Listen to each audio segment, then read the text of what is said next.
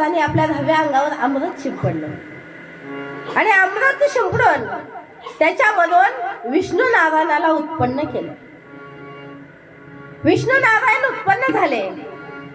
विष्णू नारायणाने स्वतःच्या बेंबीमध्ये एक कमळ निर्माण केलं आणि त्या कमळामध्ये ब्रह्मदेवाला निर्माण केलं. ब्रह्मदेव त्या कमळामध्ये वर खाली पाहायला लागले. 2 त्यांना अक्षर ऐकायला आले, त आणि प. 12 वर्ष तप त्या ब्रह्मदेवाने केलं आणि केल्यानंतर पुन्हा विष्णू नारायणाने सांगितलं की बाबा मीच तुला निर्माण केलं.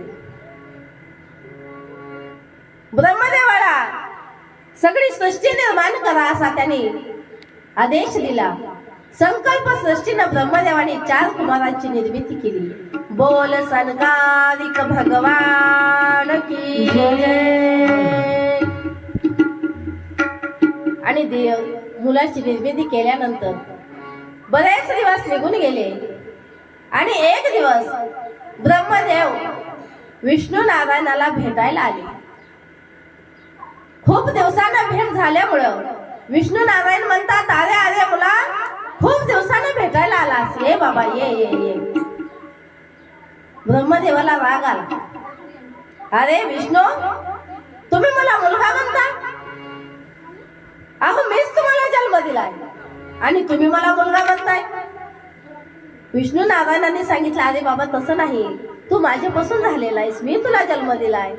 पण ब्रह्मदेवाला अहंकार झाला आणि ब्रह्मदेवाने सांगितलं, नाही, मी तुम्हाला जन्म दिलाय, तुम्ही मला आता तुझं बोलू नका, मी तुमचा मुलगा नाही, तुम्ही माझा मुलगा आहे. दोघांमध्ये भांडण लागलं. ब्रह्मदेवाने सांगितलं, हे बघा, तुम्ही माझी पूजा करा, मी तुमचा वडील आहे. विष्णू नारायण म्हणायला लागले, असं वेड्यासारखं वागू नको, मी तुला जन्म दिलाय, तू माझ्यापासून निर्माण झालास, तू माझी पूजा कर. नाही म्हणले. दोघांचं भांडण लागायला लागलं. एकानं पाशुपत अस्त्र घेतलं, एकानं हातामध्ये अस्त्र घेतले आणि दोघांचं युद्ध सुरू झालं. कुणाचा? विष्णू नारायणाचा आणि ब्रह्मदेवाचा. एवढं युद्ध सुरू झालं की दोघांच्या मध्ये एक अग्निस्तंभ निर्माण झाला. मोठ्याच्या मोठ्या अग्नीच्या ज्वाळा निघायला लागल्या दोघांच्या मध्ये. का? दोघ जण एकीकडे गेले. युद्ध जर झालं तर सगळं खतम होऊन जाईल.